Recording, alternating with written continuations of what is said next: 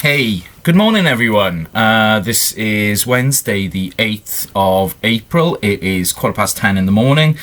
Yes, I am up. Yes, I've had breakfast. Yes, I've had my coffee. It's a normal working day. In the extent to which that nothing is normal right now. And on the theme of abnormality, I am doing this video in order to give you some information about your second assignment for MS-120, an Introduction to Media History, which, as you know, was going to be an exam, which you would have sat sometime towards the end of May. That's not going to happen. And so you've got an alternative assessment, which is going to be a three-parter.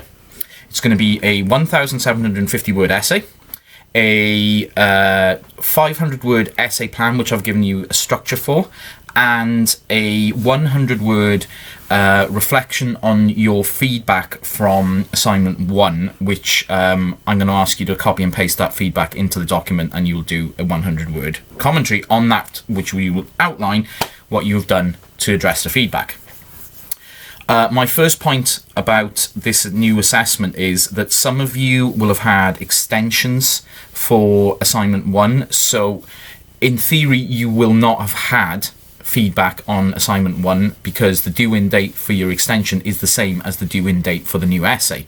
So if that is the case and you can't provide any feedback from your first assignment, all I want you to do is just put a line in the beginning of your submission which says, I did not receive any feedback on assignment 1 because I did not submit my essay until this date, and put your date in. Okay, that's absolutely fine. That's fine. You're not going to get penalized at all for doing that. Okay, this video, what I want to do, I'm going to take you through this new assignment, all right, but I also need to address some of the things that went wrong with the previous assignment as well, because I've marked the essays for assessment 1, and I am just going to go now on a nuclear rant about assignment 1 and just pick up the main things that worried me and that you all need to address in this second assignment.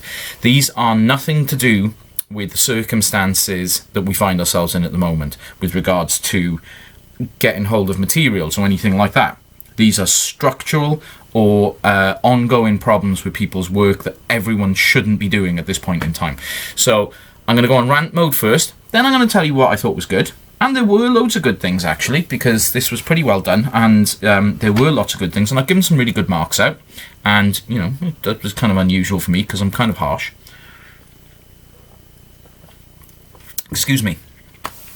And then I'll go bit by bit through what you need to do for this second assignment. So let us begin with things that have made me angry, number 1. First thing that made me really angry was in-text referencing. APA referencing is not optional. It is not something that you can just do and you know, make it up as you go along, or, you know, I think this is the right way of doing it, I think this might be a way of doing it, you know, I'm just going to do it this way. That's not how it works, okay? Your APA referencing is actually extremely important. So in this assignment, what went really badly was the in-text referencing. So assignment 1, in-text referencing, was utterly abysmal. Okay, so if you have a look at my book, right, Re-Emergence of Virtual Reality, I've given you an example here on this slide. Re-Emergence of Virtual Reality 2018. In the bibliography, it would be Evans L. 2018, The Re-Emergence of Virtual Reality, in italics, London Routledge. In text, Evans 2018 page number, or Evans, start the brackets, 2018 page number, not Evans L, not Evans L, not Evans Leighton. There are no initials and there are no first names in references in text, okay? About 80% of the essays I marked, I had to make this point. And it's like, I don't know where this comes from. I don't know of a referencing system that does this. It's crazy. Where is this coming from? Don't do it. Surname only. Okay? Surname. No initials, no first names. I don't want to know their first names. I'm into privacy and things like that. Whatever their first name is, I don't want to be able to look them up on Facebook or Twitter or anything like that. I don't want to know those things. For surname only. Okay, rant number 1, done. Do not put initials in in-text referencing in this second assignment. Things that have made me angry, number 2. Book titles in the text. Now, this came up a lot. Book titles in text, and this is in your APA referencing guide, right? And this is the same for any kind of referencing that you do, and it is a form of referencing. Book titles should be italicized, not put in quotation marks, because it's not a quote. Not put in italics and quotation marks, which is a thing that I saw. That's not a thing. I don't know what that is. Not have a reference with the book title in it. Book titles do not appear in in-text references. That's another thing that I saw. It's like, where's that come from? Who's giving you this advice? Are you taking advice from some kind of shaman? Are you taking advice from some witch? I don't know. But they're wrong. If you are taking advice from a witch, I will guarantee you that witch is incorrect. Okay. Things that made me angry, number 3. And this is crazy, right? Anonymous submissions. I don't want to know who you are. I do not want to know. I don't want to know who you are, okay? So do not put your name in a header or a footer of your essay. Where it says on the cover sheet you should put your student number instead of signing, you put your student number, and do not put your name in the title of the file you are submitting either, which is what some other people did. This is crazy stuff. Your work is supposed to be anonymous, okay? You're supposed to make anonymous submissions. What happens is that if I know who you are, okay, now, and you're quite fortunate, right, because I'm not really a prejudiced guy, and, you know, I don't really hate anyone, and, you know, I wish you all the best, and, you know, hope that one day you make something of your lives and you become something amazing, okay? But if you put your name in this, then all sorts of problems arise. It's like, okay, so this person did this. I know, I've got a picture in my head of who this person is. I don't want that picture. I want to mark the work on the basis of the work itself, not on who you are. Okay? So do not do this. This brings me to a subsidiary point, which is really important. When you're submitting a file to turn it in, the file title should only be your student number.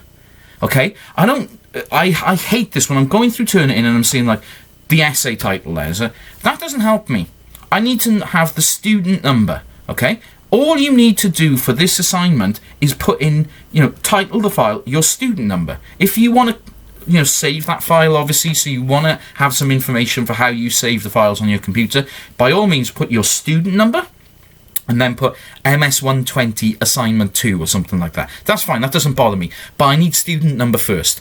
All right, I do not need the essay title. I do not need MS-120. I do not need assignment 1 or assignment 2. And I definitely do not need your name. Brings me to another point. If you don't actually put in a cover sheet, if you refuse to put in a cover sheet, okay, if for whatever reason you think a cover sheet is not important and, you know, I don't need a cover sheet, technically your work shouldn't be marked. Okay, the cover sheet has a declaration on it, which is very important for the university procedures. So if you do not submit a cover sheet for your work, you're in a lot of trouble, all right? Now, I'm letting you get away with it in the first year, okay? I'm not going to pull you down for it. Second year, your work won't be marked. It just simply won't be marked, okay? Because you have not complied with the university's regulations. So you have to use a cover sheet. If you don't have a cover sheet, what you should do? Well, how about emailing me and asking me for one? Because, like, I can give you a cover sheet. I've got one. I've got it stored on my computer. I can just email it out to you. It's no problem to me. It's 2 seconds work for me. You know, I can just do it. But you put in a cover sheet. Okay. Let's change tack. And let's go for something a bit nicer here. Things that made me happy.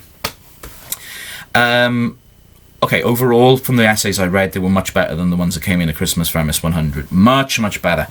Much more research done, better structure, better overall presentation in terms of essays themselves, better use of theory, better integration of theory. I thought, overall pretty good stuff. So some people I went to town on and I failed because I had a couple of essays that came in with like 500 words and I was like, no, this is a 2,000 word essay, you've not written even remotely enough. I've still got a couple of people who refuse to reference anything, which is not going to happen, right? And even in these complex, difficult times, you need to reference something. This is why I've put texts on Canvas for you, okay? Overall, bibliographies now look good. Okay, people seem to have cracked the bibliography code, not the in-text referencing code, but bibliographies were good. A lot of good research going on, and I thought overall, actually, the quality of writing was really good in these essays that I marked as well. So, well done, you guys. This is real progress. I'm proud of you guys. I'm going to put a statue up in front of Keir Hardie building, exalting the progress that you guys have made over this year. It's impressive stuff. I'm all for it. I'm all about this stuff. I'm going to open several churches in your honour. It's amazing. Okay, so for the second assignment, let's get into this second assignment. Obviously, resources are going to be an issue. Now, I appreciate that. Now, what you need to do is lean heavily on the Briggs and Burke book that I've put on Canvas for you. It's a free resource. I always get this question, right, from some people. How many references should I make in an essay? In these extraordinary times, usually I would say for an essay of this length, you need to be looking at 5-6 different sources, okay? You're very possibly not going to be able to do that. You should be using the Swansea University Library. There are ebooks available for you, okay? You should be getting hold of those. I've ordered more ebooks for this module as well. They should be coming in very, very shortly. So you should be able to get hold of resources. But at very least, you should be using Briggs and Burke, okay? And you should be using some other sources that you can find online as well. Online sources means academic work. If you are using things which aren't academic work, that is a problem. Now, I'm going to not be so harsh on it as I would normally be because of the circumstances we find ourselves in, but I would also expect you in your essay to say, however, this comes from a non-academic source and therefore is questionable. Okay, that's an intelligent way of dealing with it. You can use the information, but you can also raise the point that this is not academic, this is not peer-reviewed, this has not gone through a rigorous review process, and therefore, you can ask questions about it. By all means, use the lecture slides as a resource. There's a huge amount of information in them, but god damn it, you cite those lecture slides. You go back to your APA referencing guidelines, and you find the way to cite reference lectures properly, and you cite them.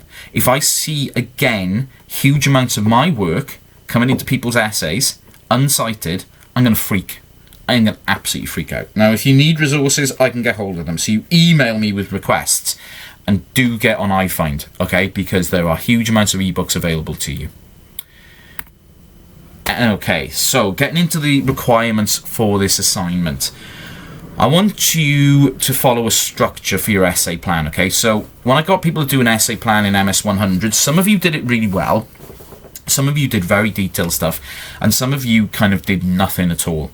And I'm going to try something slightly different here today. I'm not penalising those who did it well last time, but what I am saying is that there is a way of doing this which might be useful, okay? So I want you to follow a structure. It's a 500-word essay plan, okay? Maximum. It doesn't have to be 500 words, but I want you, the maximum length which should be 500 words. I want you to lay it out in this way. And in the document that I've sent out to you via email, there's like a diagram that I've kind of scalped, basically from the University of Birmingham, all right? But it lays it out really well. What I want you to do for your essay plan is title at the top. Okay, title what essay you're actually doing at the top. And then introduction paragraph. What are you going to say there and why? How are you going to answer the question? Then go into your body of your essay and just break these up into sections, all right? So that introductory paragraph is a paragraph on its own. It doesn't have to be many words. Okay, just do those things. And then for your body of your essay, what are your main points you're going to make? First main point, second main point, third main point, etc., etc. Okay, and then for the bottom, what are you going to put in your conclusion? How are you going to finally answer the question, once again, based on all that evidence? That's it. That's all I want you to do. But that is then the structure of how your essay should be. Okay, so I'm getting you to structure out your essay. And you do this before you write the essay. You do your research, you do your essay plan, then you do your essay. Okay, easy, right? Feedback on previous assignment. This was really done quite well by some people, but not well by others in MS-100. So again, I'm giving you a bit of structure to this. So this time, I want you to copy and paste your feedback from assignment 1, with the caveat, of course, that if you have mitigating circumstances, extenuating circumstances, and you've got an extension and you haven't had your feedback back before this comes back, I just want you to write down, I had extenuating circumstances, blah, blah, blah. So I'm not going to do this. And that's fine. Okay, so copy and paste your feedback from Turnitin into your document, then 100 words on, okay, this is what I did in light of this feedback for this essay. If that 100 words has not been acted upon, and this happened last time, I had fantastic ones last time, so yeah, referencing is an issue, so I'm going to really follow the APA referencing guidelines, and then just totally didn't. So if that happens again, I am going to take marks off. Okay, because this is a serious thing. I want you to look at what you did well and what you did poorly in the last assignment and do something about it. And that's really important. What you did well is an important thing. So if I've said you've really researched this well for your last assignment, I want you to take that and say, right, okay, so I was told I did really good research, so this is what I did to try and uphold this in my second assignment. That's acting on feedback. That feedback can be positive. It doesn't have to be negative. So, important. The essay titles. These are the titles. You do 1 essay. You don't do 2. You don't do 4. You do 1. Okay? I can't iterate enough how important that is. Do 1. You might think, why is he saying that? Actually, you know, I've had it in the past, not in Swansea University, but in other universities where people have attempted to do all the questions. Anyway, so essay titles. As you can see, there's one for each topic that we've done since the first assignment. So, critically explore the development of radio broadcasting in the United Kingdom through to World War II. What was the role of public service broadcasting in this development? Okay, let me take you through that question. Radio up to World War II, not after World War II, not beyond it, up to. Development of radio broadcasting in the UK. Don't need you to talk about America, don't need you to talk about Europe. I don't really need you to talk about the history and the scientific basis. I want you to talk specifically about the formation of the BBC and this concept of public service broadcasting and how important that was in the development of radio. Okay? That's it. Narrow, keep it narrow. Number 2. Of course, this is a lecture up on YouTube, right? So you can access this lecture. How did the UK newspaper industry develop in the post-war period? That is, after 1945. How have economic factors impacted upon the form and success of newspapers through to the present? This is basically the second half of the lecture that's up online. So have a look at that, have a look at the resources, have a look at the stuff in Briggs and Burke, have a look at things you can find on iFind. After 1945. Not before.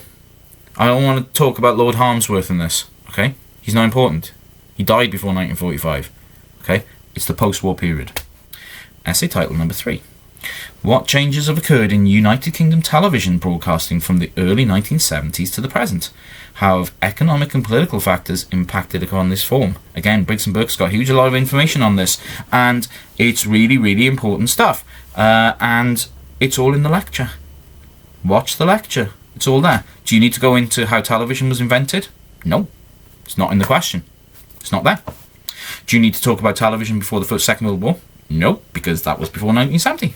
Do you need to talk about television in the 1960s? No, because this is from the 1970s. You need to set it up by talking about the cosy duopoly that existed in the 1970s and how this broke down thanks to political and economic factors. But you can do that. Just follow the lecture, follow your reading. Yes! Superb. Question number 4 from Reese's lecture. How did the personal computer develop? How did they change from being scientific research tools to popular media forms, public media forms? Again, okay, so we got 2 parts to this question, right? How did it develop? So you want to take through the main points which develop the personal computer as a viable form of personal media. And then secondly, how did it go from the scientific to media forms? How did it integrate or remediate previous media? Great stuff. Reese covered all this in the lecture. So, boom. Those are your questions. Okay, those are your stuff. That's what I want you to do. It's going to be so easy. It's going to be sweet. It's going to be incredible. You're going to do superb. A lot of people have got good marks from assignment 1. Now, obviously, you don't know this as I'm saying this to you now, unless you're watching this in a while and then you've had your marks back already. It's a whole thing. But there is an opportunity here for you to do really well. Okay. Marking will not be what it usually is. It will not be as harsh. It will not be as unfair. I will not be as evil as I can be, and I am an evil man, and what are you going to do? But if there are any questions whatsoever, you email me. If you need a tutorial about this, you email me and we will sort one out.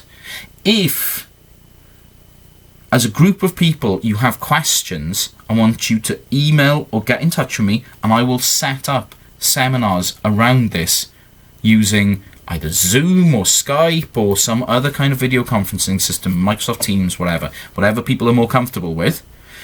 And we will have seminars around this. I am here to serve you guys. I am your humble servant. Yeah? I am humble. I am like the most humble of humble people. I'm like the humblest. If I was Donald Trump, I'd be like, I'm the most humble. I'm the greatest humbler of all time. My humbling is, it's beautiful, and yeah, okay. So, obviously, questions, get back to me, email me, Skype me, whatever. You've got plenty of time. You've got 8 weeks from when I'm making this video. Okay, this is low pressure. The 2 subsidiary tasks, the essay plan and the feedback, are actually really, really straightforward. They're not a big deal whatsoever. You should be able to do those no problem. And the essay's a little bit shorter than the one you did for assignment 1. And, just follow that structure that comes from your plan, and you won't go far wrong with this, okay? And use the resources that you can use. Okay, and if you need resources, you get in touch with me and I will get resources for you. Okay, guys, lovely to not see you but speak to you, because this is a whole thing. And I know a lot of you are making a number of obscene hand gestures at me right now, and you're thinking, God, why did he cut his hair? It looks terrible. Yeah, I know. And hopefully I'll see you guys soon, and if you need anything from me, you just send me an email. Bye-bye.